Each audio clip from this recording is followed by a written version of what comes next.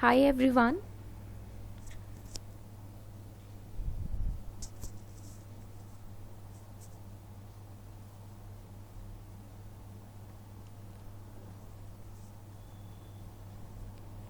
Good morning everyone. Welcome to the class. सभी का स्वागत है क्लास में. Today we are going to start the origin of earth and we also have to study a discipline called geography, right? Geography as a discipline. So first two chapters of class 11th NCERT Fundamentals of Physical Geography we are going to cover today.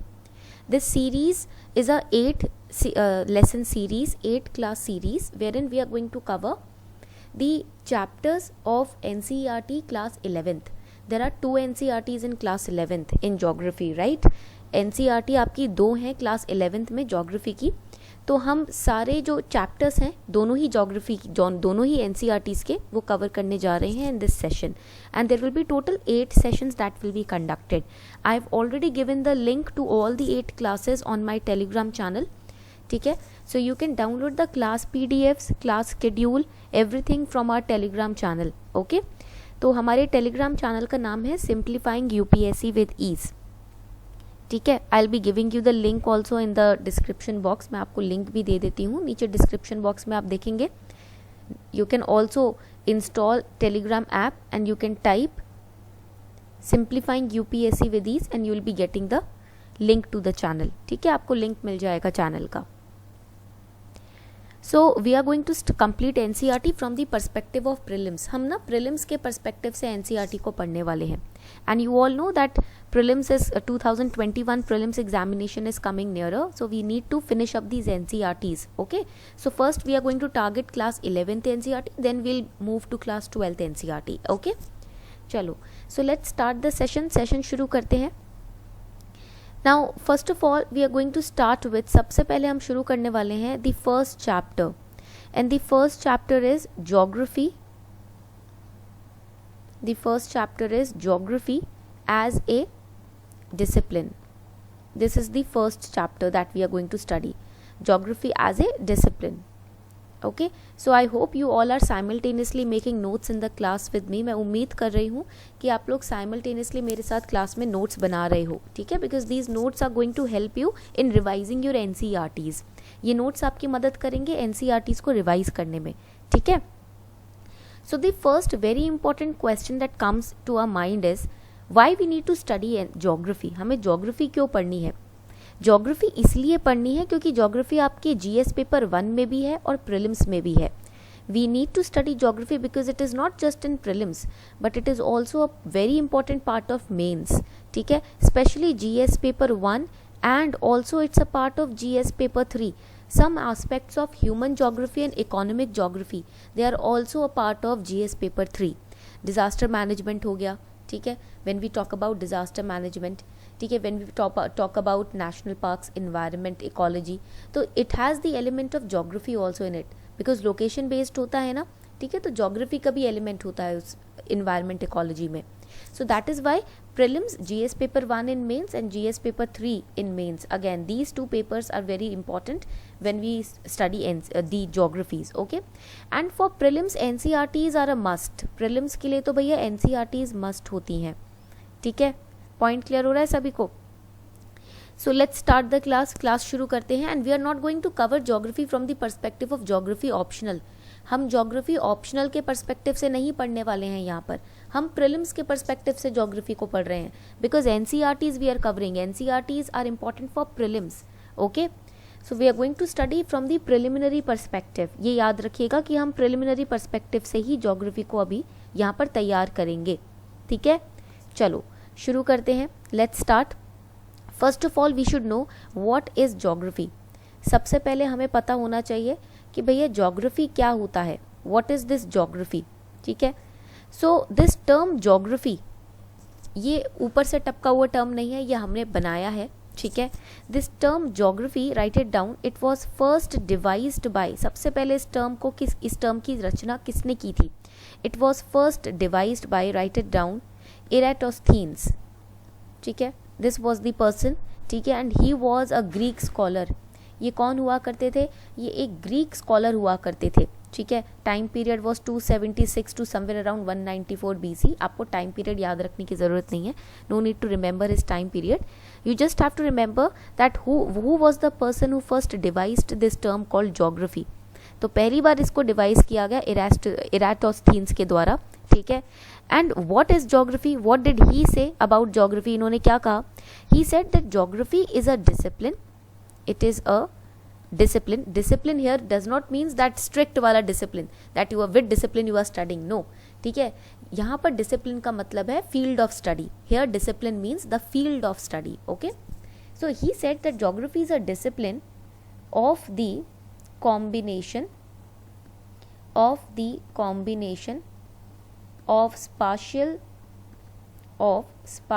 synthesis and temporal synthesis, यानी कि time based और location based study जो होती है उसको हम उसके combination को हम बोलते हैं geography. When you study something in the combination of time and space और time and location, time and distance, that is geography, ठीक है।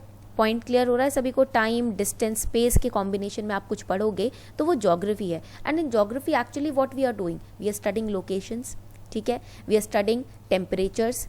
इन ज्योग्राफी हम क्या करते हैं, हम टेम्परेचर पढ़ते हैं, लोकेशन पढ़ते हैं, साइट्स पढ़ते हैं, ठीक है। So basically geography is a discipline in which we study spatial and temporal data. Spatial data और टेम्पोरल डेटा जहाँ हम पढ़ेंगे वो ज्योग्राफी कहलाया जाएगा, ठीक है। एंड अकॉर्डिंग टू ज्योग्राफी, इसी के according we can say that earth is described as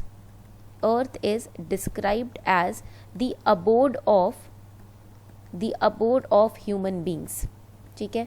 अर्थ, अब देखो on earth there are not just human beings, we have different species also, but it is dominated by human beings, ठीक है। वैसे तो अर्थ पे विभिन्न तरीके की स्पीशीज पाई जाती हैं, there are so many infinite species that you can find, ठीक है, on earth, but the dominating ones are human beings. जो डोमिनेटिंग वंस है वो ह्यूमन बींग्स हैं। We are studying from the perspective of species, life तो है ही earth पे, obviously that is common sense that there is life on earth, but here we are from the perspective of the dominating species we are studying geography, ठीक है। हम geography को कैसे पढ़ते हैं, डोमिनेटिंग स्पीशीज के पर्सपेक्टिव से, कि भाई कौन सी स्पीशीज यहाँ पर है, कौन सी स्पीशीज डोमिनेट कर रही है।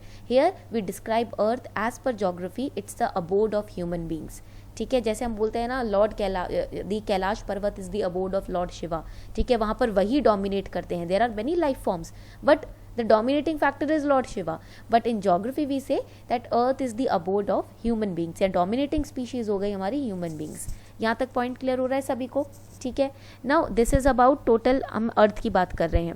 Now in geography we also study land forms, geography में हम लैंड फॉर्म्स भी पढ़ते हैं, ठीक है। लैंड फॉर्म्स जैसे कि आपके प्लेट्यूज हो गए, प्लेन्स हो गए, हिल्स हो गए, माउंटेन्स हो गए, ठीक है, दोज क्लिफ्स हो गए, तो ये आपके लैंड फॉर्म्स हो जाएंगे। So it is said that all the anthropogenic activities they take place on the land forms only. जितने भी आपके अर्थक्वेक्स होते हैं, प्लेट टेक्टोनिक मूवमेंट्स होती है, वो लैंड फॉर्म्स में ही होती है। Even the ocean bed is also a kind of land form, ocean bed भी एक तरीके का लैंड फॉर्म हो जाएगा, ठीक है। And we have plains, geography में हम प्लेन्स के बारे में भी पढ़ते हैं। And it is said in geography that plains are used for agriculture only. ये जो प्लेन्स है ना, उनको हम एग्रीकल्चर के लिए यूज़ करते हैं। What are plains, plains are the low lying areas, जो आपकी लो लाइंग एरियाज होती हैं, अपलिफ्टेड लैंड नहीं, जो लो लाइंग लैंड है, ठीक है, उसको हम प्लेन्स बोलेंगे, ठीक है।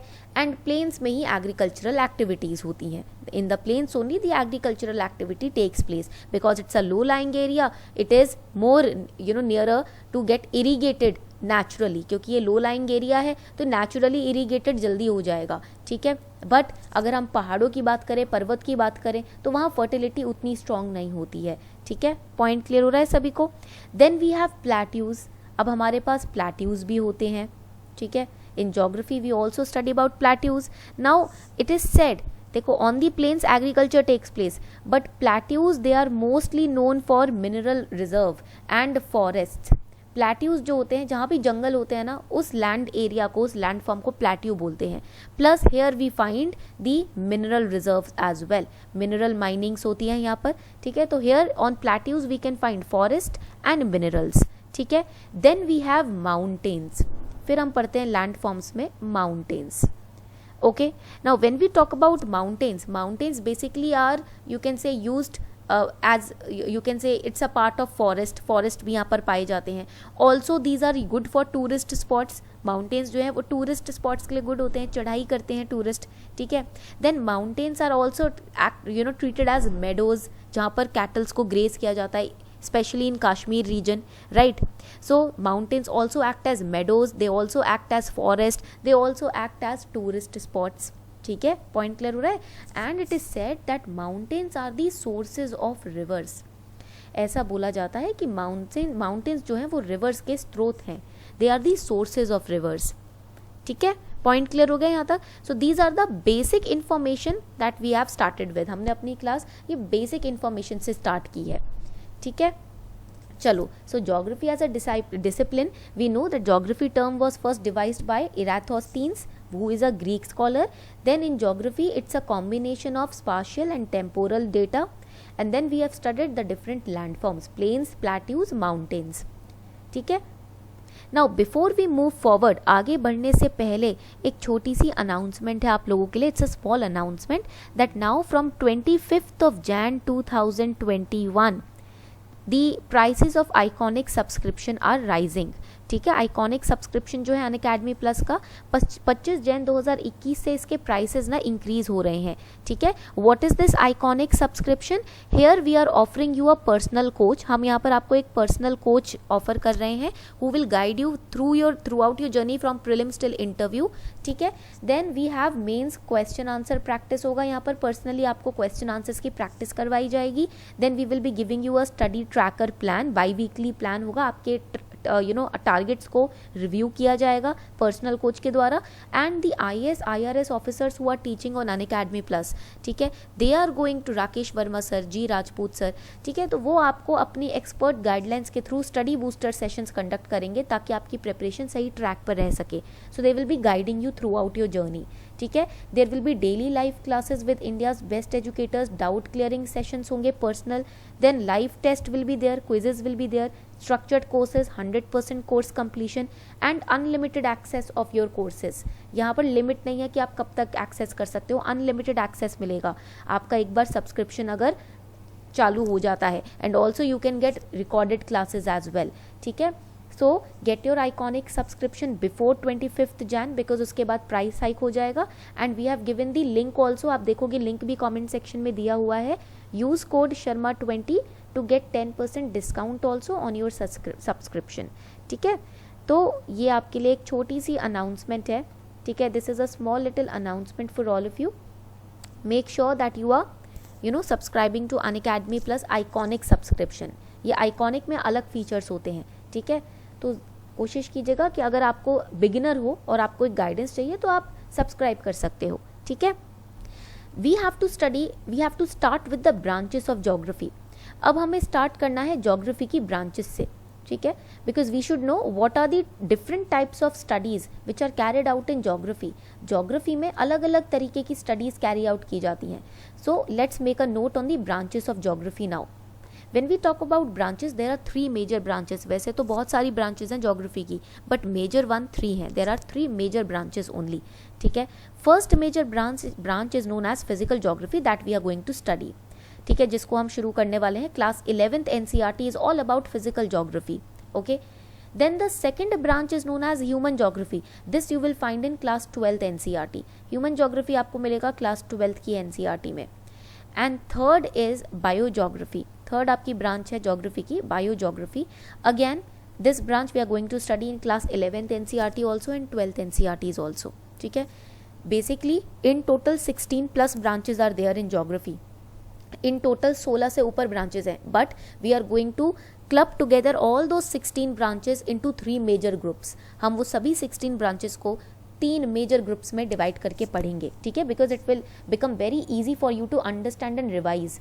ठीक है, अगर हम 16 की 16 ब्रांचेस पढ़ने लगे तो कंफ्यूज हो जाओगे.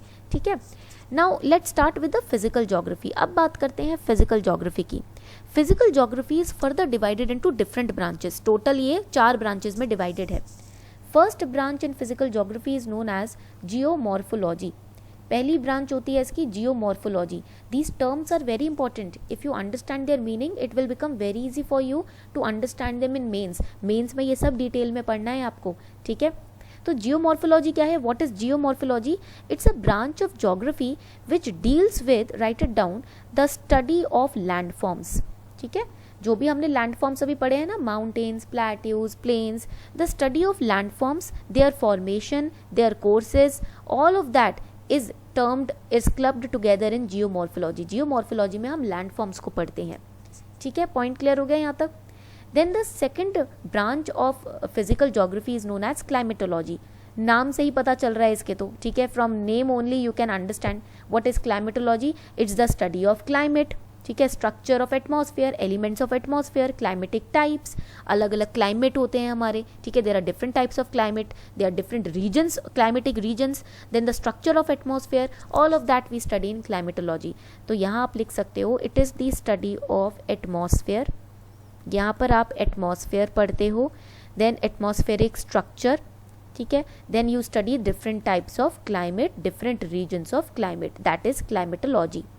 ठीक है, now the third branch of physical geography is known as hydrology. ये तो नाम से ही समझ आ रहा है, from name only you can understand. It is the study of water. ठीक है, it is the study of water which is present on the surface of earth. ठीक है, पानी जो कि हमारे अर्थ के सरफेस पे विजिबल है, rivers, oceans, seas, riverines, lakes, estuaries, all that water that is present on the surface of earth, to study that it is known as hydrology. तो वाटर मतलब कौन सा वाटर? यहाँ पर लेक्स हो गई, ठीक है, पॉन्ड्स हो गए, रिवर्स हो गई, ठीक है, ओशंस हो गए. All this surface water has to be studied in hydrology. ये सारे सरफेस वाटर हम हाइड्रोलॉजी में पढ़ते हैं. ठीक है, glacier is not surface water. Glacier melt होकर तो लेक्स, पॉन्ड्स और रिवर्स में ही जाता है ना, तो उसको अलग से नहीं पढ़ते हैं हम. ठीक है, चलो आगे बढ़ते हैं. Now the fourth and the last branch of physical geography. Fourth और लास्ट जो ब्रांच है फिजिकल ज्योग्राफी का, वो क्या है? उसको हम बोलते हैं सॉइल ज्योग्राफी. ठीक है, that is known as soil geography. Also remember that what we are studying in hydrology, study of water which is present on the surface of earth. तो वाटर वेपर आएगा उसके अंदर या नहीं आएगा? ठीक है, इसमें थोड़ा सा ना दिमाग यूज करना है. Water which is present on the surface of earth. ठीक है, यहाँ पर लिख देती हूँ नहीं तो कंफ्यूजन रहेगी. Water which is present on surface of earth. SOE means surface of earth. ठीक है, चलो. Now in soil geography we will study about different types of soil. We will study about soil fertility. We will study about the status of soil. ठीक है, and what kind of crops can we grow on different kinds of soil. अलग अलग soil में, अलग अलग मिट्टी में अलग अलग क्रॉप्स उगते हैं. ठीक है, तो वो हम पढ़ने वाले हैं सॉइल ज्योग्राफी में. You must have studied this in class 8th NCERT also. That is why it is said if you are going to study NCERT start from class 9th till class 12th. 8th, 6th, 7th class की जो भी content है वो आपके 11th, 12th में as it is copied है. Whatever content is in class 6 to class 8th NCERT it is as it is copied in class 11th and 12th NCERT. Even 9th, 10th का content भी copied है. तो you have, if you cover 11th, 12th NCERTs then it is enough. ठीक है, point clear हो गया. तो these are the 4 branches of your physical geography that we are going to study in our sessions.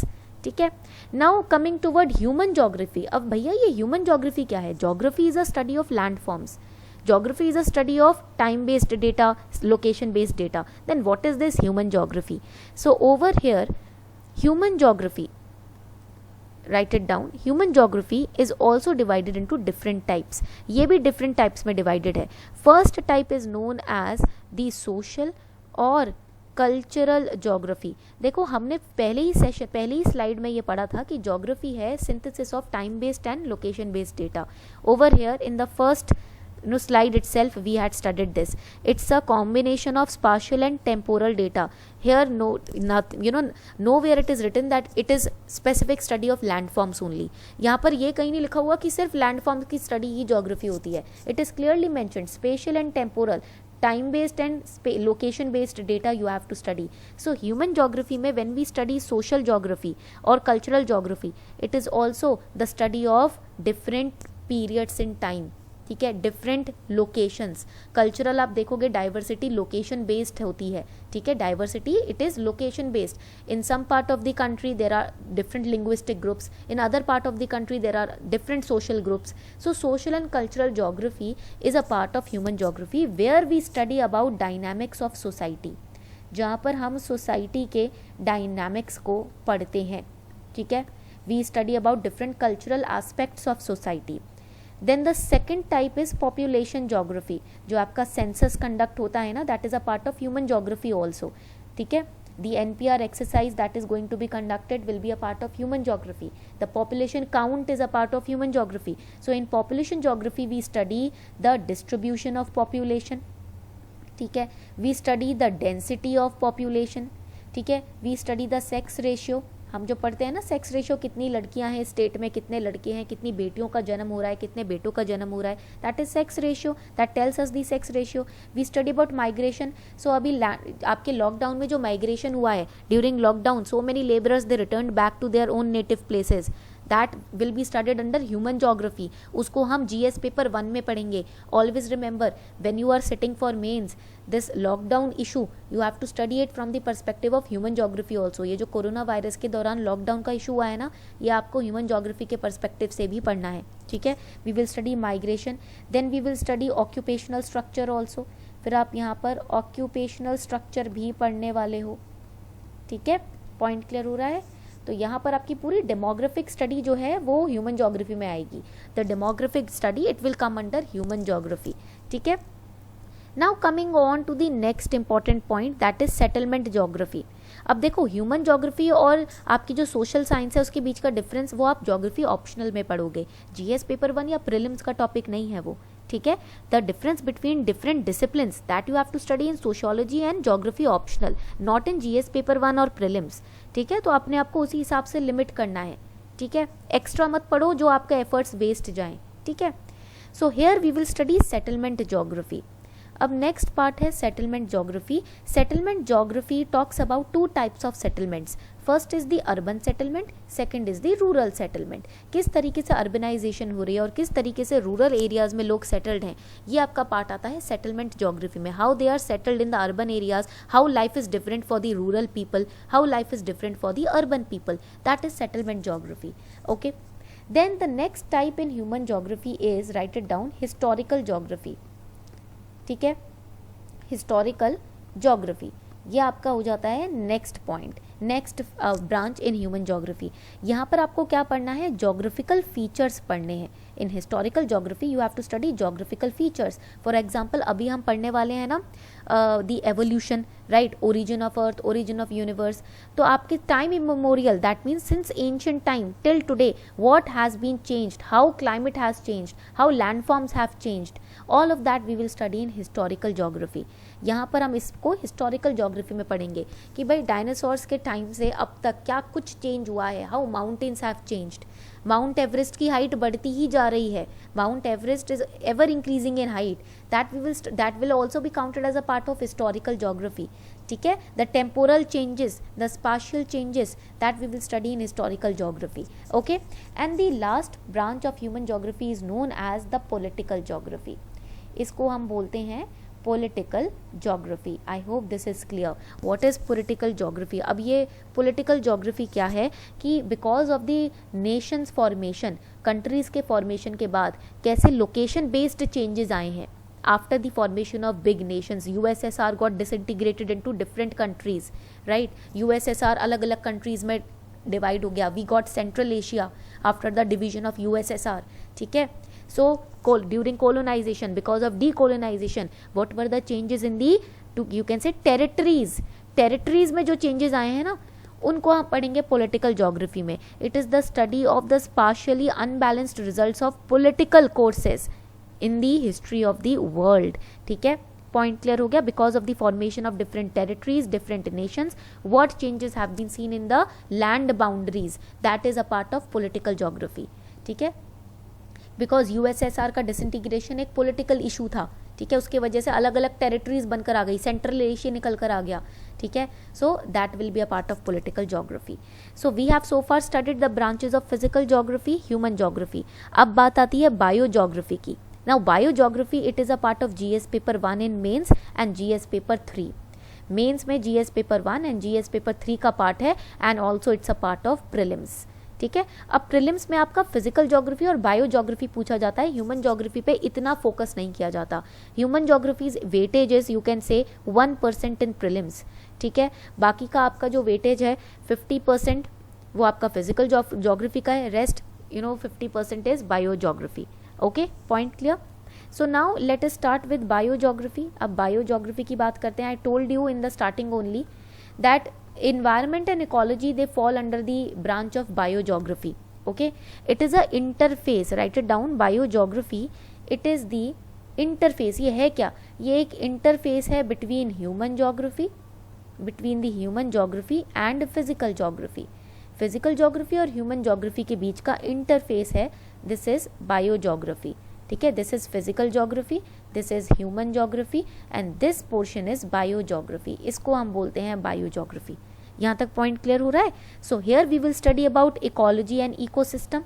यहाँ पर हम ecology और ecosystem की बात पढ़ेंगे because ecosystem it exist only when living species exist. जब तक कोई जिंदा स्पीशीज एग्जिस्ट नहीं करेगी एक सोसाइटी में, एक कंट्री में, इकोसिस्टम नहीं बन सकता. ठीक है, because ecosystem deals with the habitat. Ecosystem किससे डील करता है? लिविंग स्पीशीज के हैबिटेट से डील करता है. It deals with the habitat of the species. Okay, second we are going to study the plant geography. Second इसके अंदर आ जाता है आपका प्लांट ज्योग्राफी. प्लांट ज्योग्राफी में हम पढ़ेंगे natural vegetation. Here we will study national parks, biodiversity, tiger reserves, bird sanctuaries etcetera. ठीक है, तो यहाँ पर आपकी नेचुरल वेजिटेशन आ जाती है. And then the third portion is zoo geography. Third branch of biogeography is zoo geography, where we will study about the geographical features. Elephant reserves भी पढ़ने वाले हैं हम इसमें. We are also going to study elephant reserves. ठीक है, flora and fauna के natural habitats हम यहाँ पढ़ेंगे. तो ये हो गया आपका biogeography. This is your biogeography. So I hope this much is clear. यहाँ तक पॉइंट्स क्लियर हो गए. This is the first chapter, that is geography as a discipline. ये आपका पहला चैप्टर है एनसीईआरटी का, geography as a discipline. I hope you all have made notes. आप सभी ने नोट्स बना लिए हैं साइमल्टेनियसली क्लास में. Okay, now the second chapter we are going to start. अब हम सेकेंड चैप्टर से शुरू करने वाले हैं, which is the origin and evolution of earth. ठीक है, चलो. So when we talk about the origin and evolution of earth, जब हम बात करते हैं अर्थ के ओरिजिन की, अर्थ की एवोल्यूशन की, so there are many early theories. There is no one theory. ऐसा नहीं है कि भाई एक ही कोई थ्योरी है.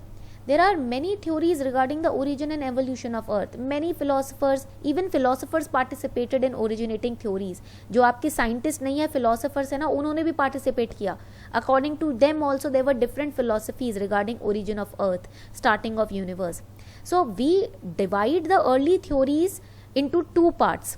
First is the early theory, second is the modern theory. हम थ्योरीज को regarding the origin and evolution of अर्थ दो पार्ट्स में डिवाइड करते हैं. हम पढ़ते हैं सबसे स्टार्टिंग की theories, early theories, and then the modern theories. Now in the early theories the people were, their thinking was limited. लोगों की सोच जो थी ना पुराने जमाने में बहुत लिमिटेड थी. Limited in the sense that they were just thinking about the earth. What is this spherical shaped planet? ये प्लैनेट है क्या? Where are we living? कहाँ पर रह रहे हैं? People they were not very well aware of other planets in the universe. They were not even aware of the universe. They only were focused on identifying the origination of this planet that we are living in. तो starting में लोगों को यही लगता था हम जिसके अंदर रह रहे हैं वो क्या है. इतना दूर का नहीं सोच रहे थे कि यूनिवर्स क्या है या यूनिवर्स कैसे बना, बाकी के प्लैनेट्स क्या हैं. They were not thinking about other planets और universe. They were first identifying what is this planet that we are living in. ठीक है, and what is this oxygen that we can not see? ये क्या oxygen है जो हमें life दे रहा है जिसको हम देख नहीं पा रहे. ठीक है, then they saw sun and moon. फिर उन्होंने देखा सूरज होता है और चंदा होता है. So they started creating philosophies on the origination of sun and moon also. So the early theories they are more focused on origin of earth. जो आपकी स्टार्टिंग की थ्योरीज है ना वो आपके अर्थ के ओरिजिन पे ज़्यादा फोकस्ड है, because they were first trying to find out where we are living. ठीक है, then came the modern theories, जो present day theories है. now we know what is this earth. ठीक है, we are still researching over it, but we also know that there are other galaxies, other planets also. ठीक है, अब हमें ये भी पता है कि चलो अर्थ तो है ही, बट अर्थ की जैसे ही बाकी के planets भी हैं. बाकी की गैलेक्सीज हैं, and we are living in these planets and galaxies, they exist in this universe. एक यूनिवर्स है जिसके अंदर ये गैलेक्सीज और प्लैनेट्स एग्जिस्ट करते हैं। So now the modern theories are more focused on origin of universe. जो मॉडर्न थ्योरीज है ना, वो यूनिवर्स के ओरिजिन पे ज़्यादा फोकस्ड हैं। They are more concentrated on how this universe got created. ठीक है, so there are two theories, the early and the modern theories. Early theories talk about origin of only earth and modern theories talk about origin of universe. यहाँ तक point clear हो गया। Now another important point comes, एक और important point है इसी इन्हीं theories में, that when we talk about earth, it is said that the age of earth, write it down, it's important, the age of earth is approximately 1/3 of the age of universe. So you can see that the universe is the oldest. ठीक है, universe की as का 1/3 ही है भारत कह रही हूँ, अर्थ की उम्र। ठीक है, पृथ्वी की उम्र। ठीक है, so earth's age is approximately 1/3 of the age of universe, and it is said that around 4.54 billion years ago earth was created. ठीक है, एक सोलर नेब्यूला था, there was a solar nebula. ठीक है, you can say a cloud of gases, this kind of solar nebula from where earth originated, जहाँ से निकल कर आया आपका planet earth, और वो भी some 4.54 billion years ago। ठीक है, पॉइंट क्लियर हो रहा है। This is the basic theory about earth, ये बेसिक थ्योरी है अर्थ के बारे में। ठीक है, आगे बढ़ते हैं। So how did this origin of earth happened? Over I told you that there was a solar nebula from which the earth originated. तो आप इधर देख सकते हो, this is the solar nebula, ये है solar nebula which was rotating at a very great speed. बहुत ही ग्रेट स्पीड पर ये रोटेट कर रहा था।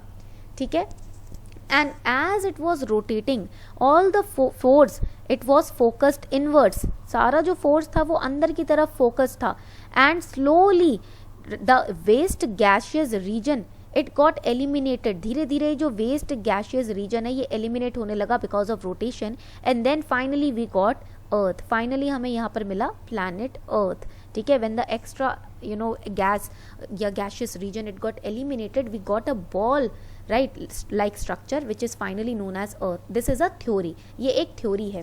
So this is known as nebular hypothesis. This theory was, it originated in 1796. इस theory को हम nebular hypothesis बोलते हैं, and it was proposed by Immanuel Kant who was a German philosopher. इस theory को Immanuel Kant ने propose किया था, जो कि एक German philosopher थे। He said not just earth but all the planets were formed out of a cloud. ऐसा नहीं है कि सिर्फ अर्थ, बाकी सभी प्लैनेट्स जो हैं वो क्लाउड लाइक स्ट्रक्चर से बने हैं। ठीक है, whose materials were associated with a sun, एक यूथफुल सन हुआ करता था, उसी में से there was a youthful sun from where these cloud like structures got separated.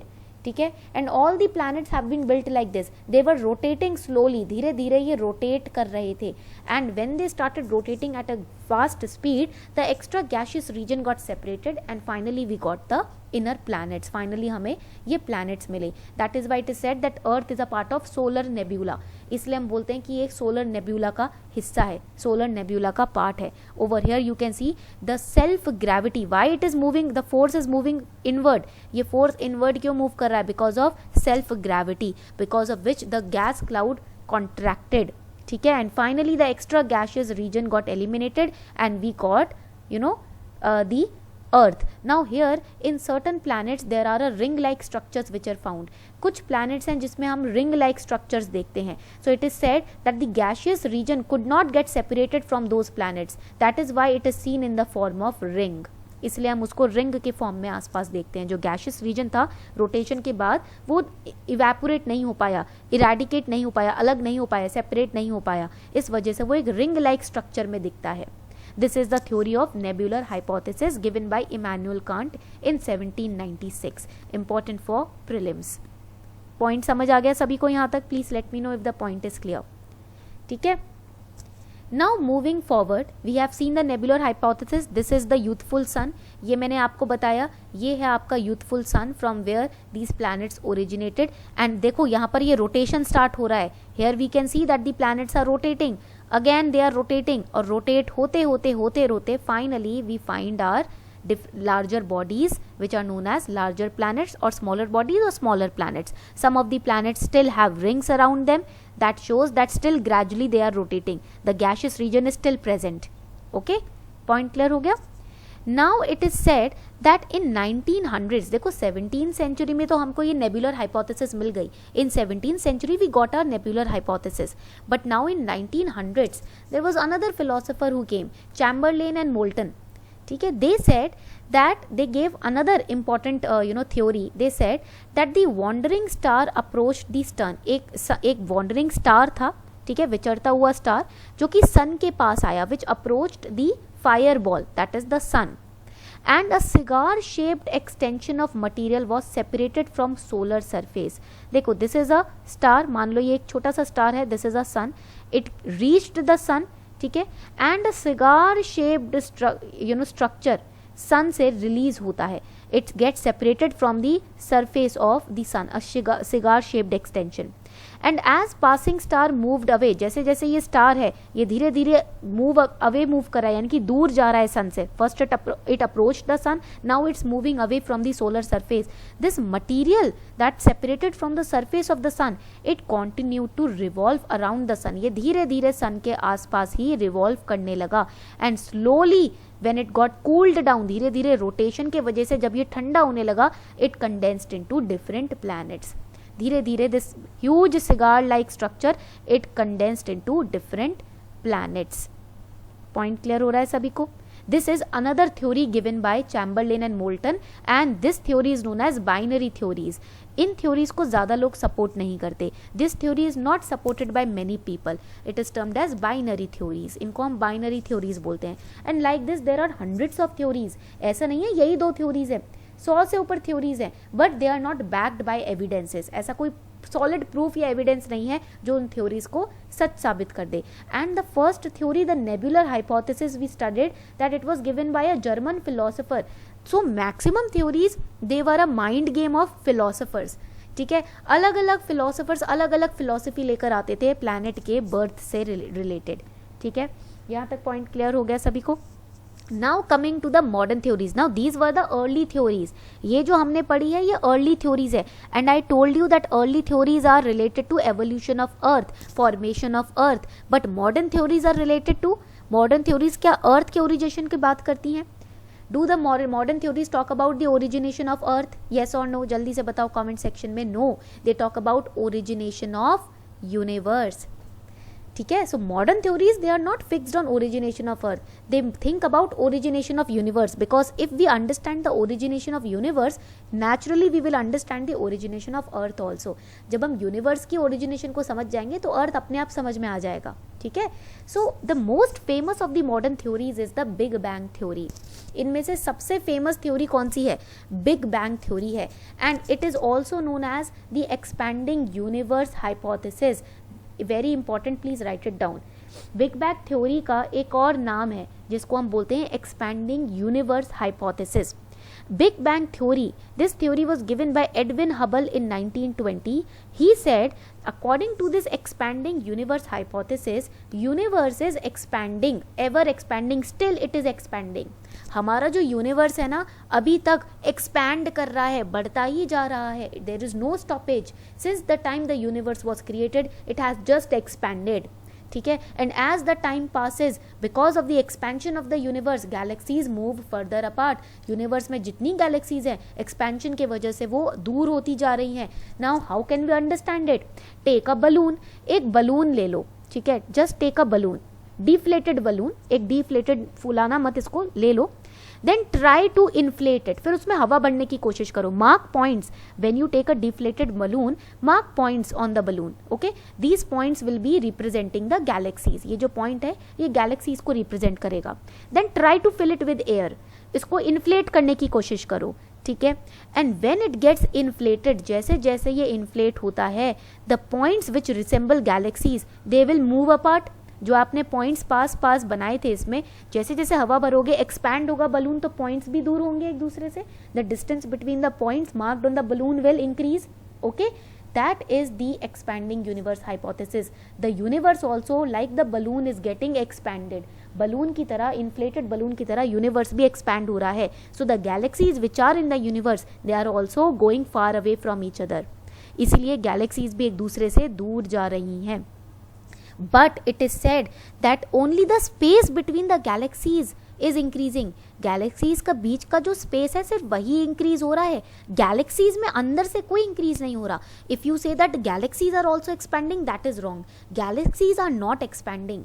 ठीक है. So this expanding universe hypothesis is partially correct. ये जो आपका थ्योरी है ये भी हाफ हार्टेडली करेक्ट है. इसमें बोला जा रहा है कि यूनिवर्स में सब कुछ एक्सपैंड होता है, गैलेक्सीज एक्सपैंड नहीं होती हैं, सिर्फ उनके बीच का स्पेस एक्सपैंड होता है. This theory says that everything in the galaxies expands, in the universe expands. No, it is partially incorrect. partially correct, partially incorrect, because galaxies in the universe are not expanding, only the space between them are expanding. ठीक है, यहां तक point समझ आया. तो here you can see the diagram. यहां पर आप डायग्राम देख सकते हो that first we had the big bang. सबसे पहले हमारे पास बिग बैंग हुआ. Because of Big Bang, universe expanded, time expanded, space between the galaxies, ये जो space है galaxies के बीच का ये expand हुआ. But the galaxies did not expand. ये जो galaxies हैं ये expand नहीं होती हैं. ये बात याद रखिएगा. This statement is important for your prelims. They can confuse you in prelims by saying that Big Bang theory or expanded universe hypothesis, it talks about the expansion within the galaxies. That is wrong. ठीक है. It talks about expansion in the universe, that means expansion of space between the galaxies. ठीक है, point clear हो गया. Yes, size also is not expanding. Galaxies का size थोड़ी expand हो रहा है. ठीक है, यहां पर तो सिर्फ स्पेस एक्सपैंड हो रहा है गैलेक्सीज के बीच का. So here this is the apt diagram of big bang theory that you can also draw in paper 1. ठीक है, तो देखो यहां होगा singularity. What is this singularity? This origination, in the beginning it is said that all the matter which because of which the universe got formed, it was in the form of tiny ball. ऐसा माना जाता है कि जब आपका ये जो पूरा यूनिवर्स बना था, इससे पहले यूनिवर्स एक छोटा सा टाइनी बॉल था. ये जो सब बना है ना, whatever planets you see, whatever life form you see, species, everything that you can see, that was in a form of tiny ball of matter. एक छोटा टाइनी बॉल था मैटर का. ठीक है, in the dark. And at the big bang, जैसे ही explosion होता है, at the big bang it explodes, एकदम फटता है ये tiny ball of matter. You can see this is the explosion that is taking place. ये जो आप देख रहे हो ना, ये एक्सप्लोजन है. So this tiny ball of matter it explodes at the big bang. और जैसे ही एक्सप्लोड होता है, फटता है, as it explodes it starts expanding. धीरे धीरे देखो, दिस इज एक्सपेंडिंग. ठीक है, and it continues till today. आज तक एक्सपेंड हो रहा है. These are the different galaxies that you can see, and the space between the galaxies is increasing. As the universe is expanding, space between galaxies is increasing. ठीक है, and it is said that जब आपका big bang हुआ था, explosion हुआ था, उसके शुरू के 3 मिनट में पहला एटम बनना शुरू हुआ था.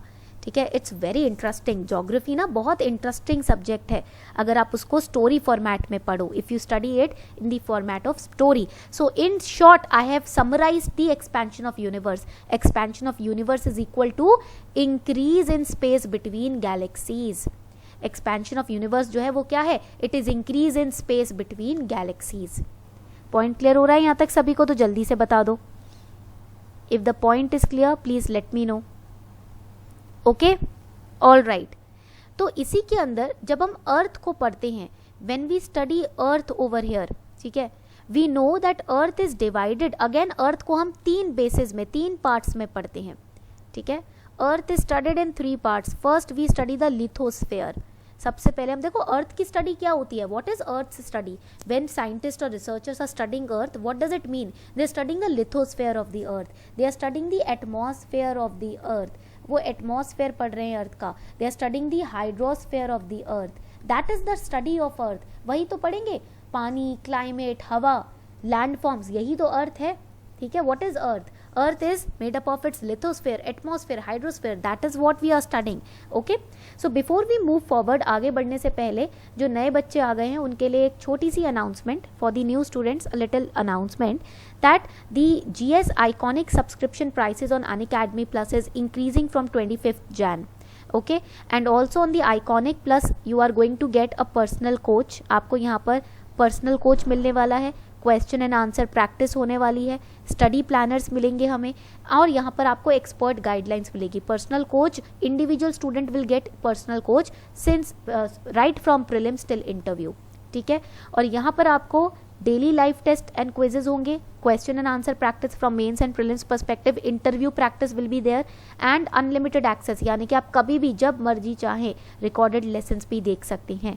सो यू कैन यूज कोड शर्मा20 to get 10% off on your subscription on Iconic Plus before 25th Jan। अगर आप करना चाहें तो कर सकते हैं, after 25th the prices are increasing, okay. चलो, so now let's move forward to lithosphere, hydrosphere. Lithosphere और हाइड्रोस्फेयर को देख लेते हैं, ठीक है।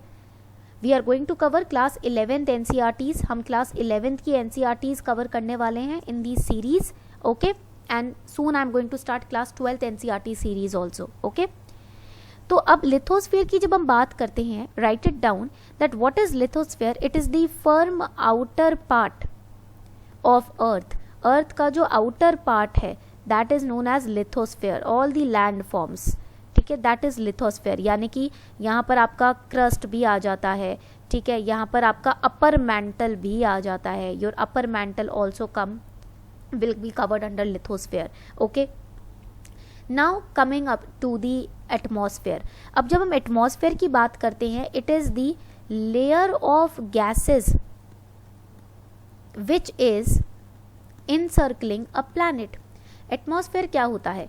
एटमॉस्फेयर है गैसेस जो कि एक प्लैनेट को, they are encircling a planet, जो प्लैनेट को कवर करती हैं, ठीक है, all the gases which are encircling the planet, ठीक है, and the gases are not moving away from the planet. ये जो गैसेस हैं ये प्लैनेट से दूर नहीं जा रही, why? Because they are held in place because of gravity, gravity के वजह से वो अपनी प्लेस पर अर्थ के आसपास ही रुकी हुई हैं, ठीक है। पॉइंट क्लियर हो रहा है सभी को?